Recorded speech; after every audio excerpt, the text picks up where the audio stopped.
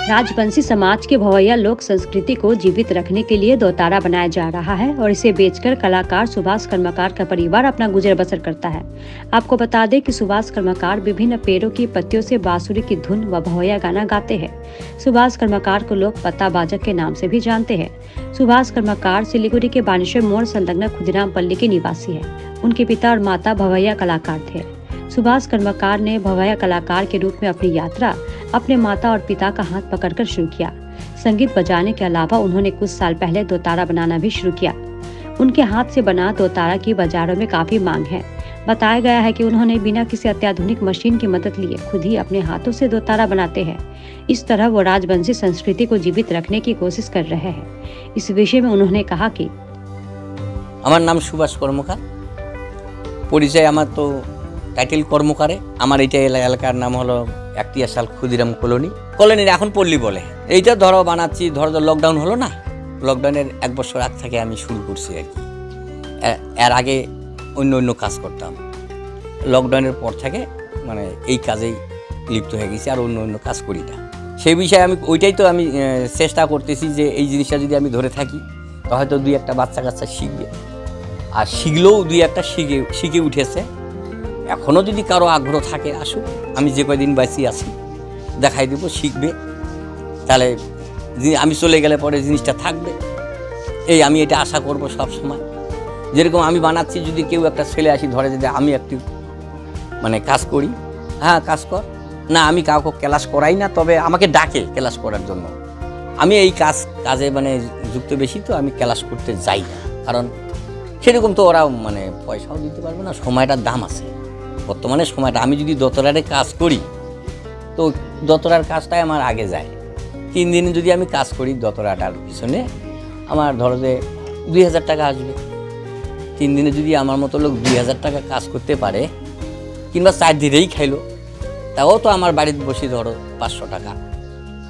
তাহলে আমি ওই অযথা মানে সময়টা কাইটে কী করব?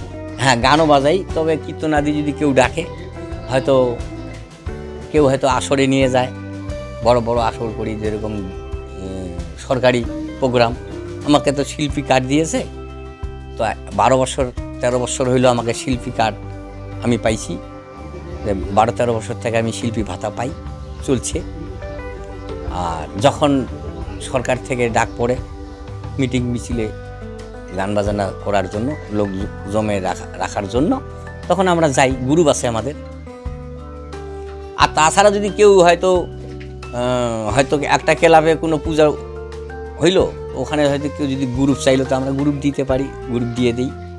সেখানে হয়তো গান করলে হয়তো মানে হাজিরাগুলো মিলে যায়, প্লেয়ারগুলা। হ্যাঁ, পাতাবাসি তো আমার একদম রেকর্ড।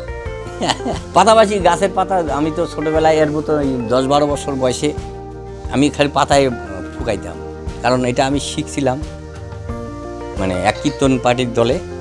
তো তখন থেকে আমার এটা মনে লেগেছে, আর মনে লাগার পরে আমি অনেক বাজাইছিলাম পাতাবাসি। বাজার পরে পাতাতে আমার প্রচুর নাম। হ্যাঁ, পাতা বাজা বললে সবাই চিনবে। হ্যাঁ, ওদিকে পরীক্ষা করবেন যে পাতা বাজার বাড়ি কোথায়, সবাই দেখে। রাজবংশী সম্প্রদায়কে আমি কি বার্তা দিব, আশা করব আমি এইটাই, যে আমরা যে হারিয়ে যাচ্ছি, আপনারা এইগুলা ধরে থাকো, ঠিক আছে? আর সবসময় আনন্দ উৎসবেই থাকো, তাতে বরঞ্চ এই গান বাজনার কীর্তনাদির ভিতরে যদি থাকে মানুষ, তাহলে অটোমেটিক মন মানে চেঞ্জ হয়ে যাবে, মন কোনো টেনশন থাকবে না, নো টেনশন হয়ে যাবে। আমি তো বারবার বলি, এর আগেও বলছিলাম, ওই আপনাদের মতন মিডিয়া আসছিল, এই কাজ যার হাতে থাকবে, যে এই কাজটা আমার নিতে পারবে, আমার ভিতরে যে যতটুকু রস আছে এটা যদি কেউ নিতে পারে, আর যদি মানে যতই টেনশন থাক, টেনশন মুক্ত হয়ে যাবে, ঠিক আছে?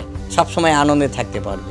টেনশন থাকলেও টেনশন কাজ করতে পারবে না, টেনশন মানে একদম হাওয়া হয়ে যাবে যদি এই সমস্ত জিনিসে লিপ্ত থাকে আর কি। আর উনি রোজগারও করতে পারবে, ওনার মূল্য হবে বাজারে, কিন্তু এখন তো নিতে পারতেছে না কেউ। এই ঘটনাটা হলো এইটাই, সবাই এখন ওই কাজের দিকে ধান্দা।